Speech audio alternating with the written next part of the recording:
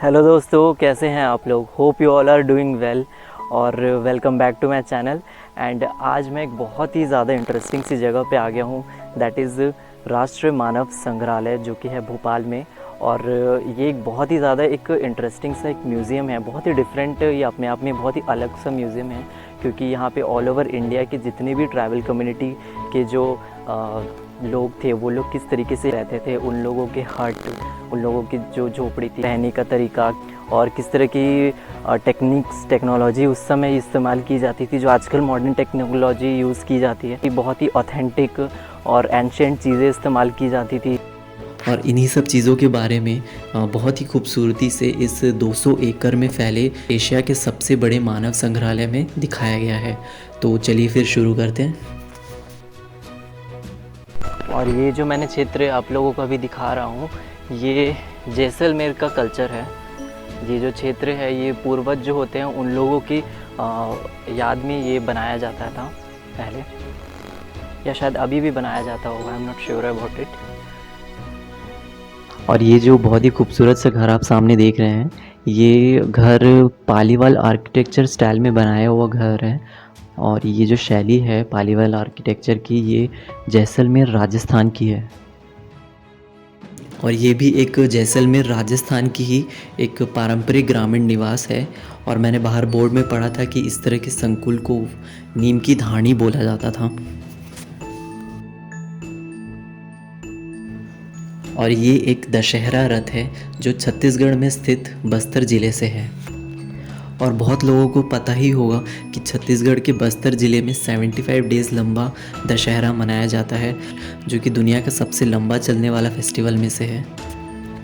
और ये माना जाता है कि इस तरह का जो दशहरा का फेस्टिवल है, वहाँ के जो महाराजा पुरुषोत्तम देव थे, 15वीं शताब्दी में उन्होंने ही ये स्टार्ट किया था। और अभी भी ये 75 डेज़ लंबा दशहरा मनाया जाता है। और इस रथ में दंतेश्वरी देवी के छत्र को स्थापित कर उसे परिक्रमा मार्ग पर खींचा जाता है। ओके, सो अभी मैं ट्रेडिशनल टेक्नोलॉजी पार्क के बाहर खड़ा हूँ। और ट्रेडिशनल टेक्नोलॉजी पार्क, जैसे कि मैंने स्टार्टिंग में बताया था, कि जो बहुत ही ऑथेंटिक चीज़ें पहले इस्तेमाल की जाती थी उन सब चीज़ों को बनाने के लिए, जिसके लिए आजकल के डेट में मॉडर्न मशीनरीज इस्तेमाल होती है। For example sugar cane crusher, traditional oil press, wax casting technique और wood grinder, sugar cane crusher, ये सब चीज़ें जो आजकल के डेट में मॉडर्न मशीनरीज इस्तेमाल होती है। तो उस समय किस तरीके से इन सब चीज़ों को पारंपरिक तरीके से इस्तेमाल किया जाता था, और पारंपरिक क्या क्या चीज़ें इस्तेमाल की जाती थी उन सब चीज़ों को करने के लिए। तो अभी हम लोग अंदर वहीं जाके देखेंगे। तो फिर चलिए अंदर जाके देखते हैं। Scan to get e brochure for on traditional technology park open air exhibition. Wow, ये एक बहुत इंटरेस्टिंग सा चीज़ है। जो स्कैन कोड है, इसको स्कैन करने से एक छोटा सा ई ब्रोशर दिखता है, मिल जाएगा आप लोगों को। तो I will show you in the video. ये है गन्ना रस निकालने का एक साधन, sugar cane crusher. Sugar cane crusher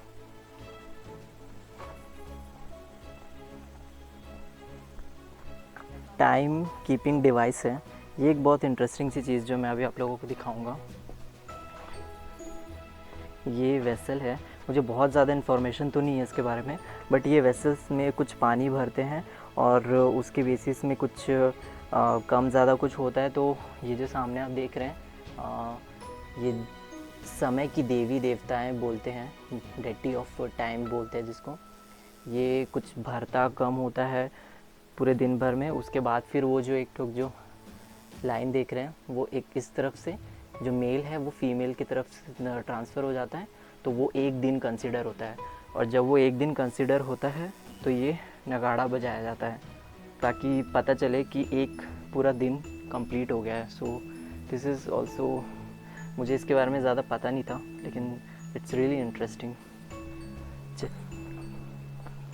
ये आयरन टेक्नोलॉजी है, लौह तकनीक, मौतिक समुदाय का है, स्टेट है मणिपुर।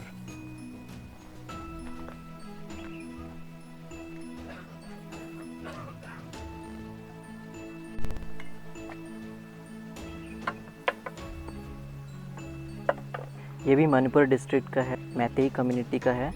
और ये है rice grinder and sugar cane crusher. Sugar cane crusher जो मैं अपन वहाँ पे देखे थे। और ये चावल का आटा कूटने का मशीन है ये।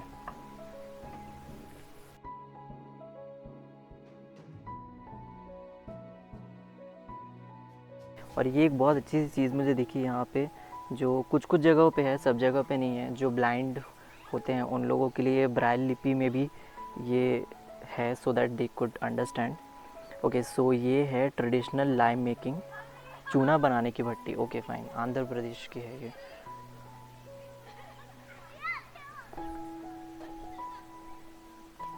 ये है कुएं से पानी निकालने का ट्रेडिशनल वाटर लिफ्टिंग सिस्टम। ये ट्रेडिशनल है कि आई डाउट, क्योंकि इसको अलग से रखा गया है या ऐसा ही था, आई एम नॉट श्योर। कब का है ये मेंशन्ड है क्या? नहीं, मेंशन्ड तो नहीं है। बट ये वुडन इन सब वर्क से तो देख के लग रहा है ये बहुत ही एंशिएंट है।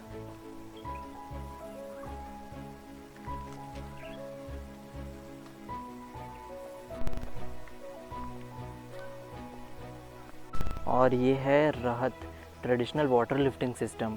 कुएं से पानी निकालने का एक उपकरण है ये भी बहुत इंटरेस्टिंग सा है।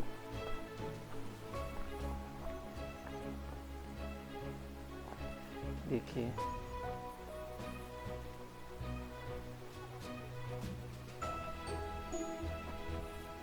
बहुत ही बड़े एकड़ में ये पूरा फैला हुआ है। और बहुत टाइम हो गया है मुझे यहाँ पे घूमते घूमते, और मैं देख सकता हूँ ये थोड़ी सी हिली एरिया है, बहुत ही खूबसूरत है। नज़ारे भी यहाँ से बहुत ही खूबसूरती से दिखाई दे रहे हैं। मतलब ऑलमोस्ट मैं यहाँ से, अगर आप लोगों को दिख रहा होगा तो भोपाल का नज़ारा मैं देख सक रहा हूँ यहाँ से। एंड इतना कुछ है यहाँ पे, एक दिन में एक्सप्लोर कर पाना तो पॉसिबल नहीं है। अप्रॉक्सीमेटली 2 दिन 3 दिन और समय निकाल के आना पड़ेगा।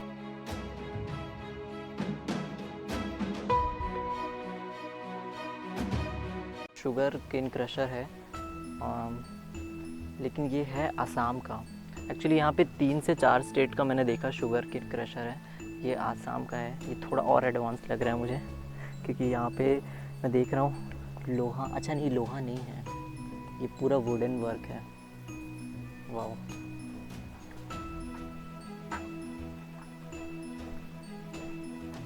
और ये है ट्रेडिशनल लोहा गलाने की पारंपरिक तकनीक।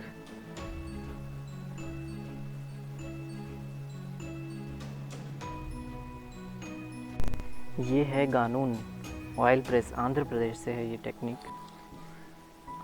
मेरे ख्याल से ये ऑयल एक्सट्रैक्ट करने का कुछ मशीन होगा। तो ये है सॉल्ट मेकिंग शेड। ओके, तो यहाँ पे ट्रेडिशनल तरीके से सॉल्ट बनाया जाता है। और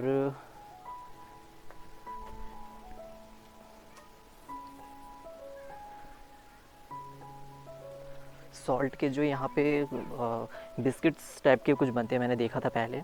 तो वो जो बिस्कुट्स हैं वो यहाँ पे देवी देवताओं को भी मैंने सुना है चढ़ाया जाता है। और वो बिस्किट्स मुझे यहाँ पे दिख नहीं रहे हैं। और डोमेस्टिक पर्पस के लिए भी यूज़ किए जाते हैं वो सॉल्ट्स। और इन फ़ोटो में आप देख सकते हो कि किस तरीके से जो भी सारे इक्विपमेंट्स मैंने आप लोगों को दिखाया, ट्रेडिशनल इक्विपमेंट्स, उसको किस तरीके से इस्तेमाल किए जाते हैं। जैसे ये लोहा गलाने की जो तकनीक वाला एक दिखाया था मैंने आप लोगों को, ये शुगर केन क्रशर, ये ट्रेडिशनल इरिगेशन इक्विपमेंट है मधुबनी बिहार से। ये तो खैर यहीं पे ही रखा हुआ है। ये है करीन, a traditional irrigation equipment collected from Madhubani district, Bihar. A wooden log is hollowed and shaped as a boat, which frontal portion usually kept open and narrow, whereas the rear portion is bored and closed. For operation, it is hanged through a chepati, a long bamboo which is tied with 3 bamboo poles, one end of the chepati for irrigation purpose. Basically ये irrigation traditional irrigational equipment irrigation purpose के लिए use होता है। मुझे उतना नहीं समझ में आ रहा है। ये भी इरिगेशन पर्पस के लिए ही यूज़ होता है। धान की छटाई होती है, हो सकती है इससे।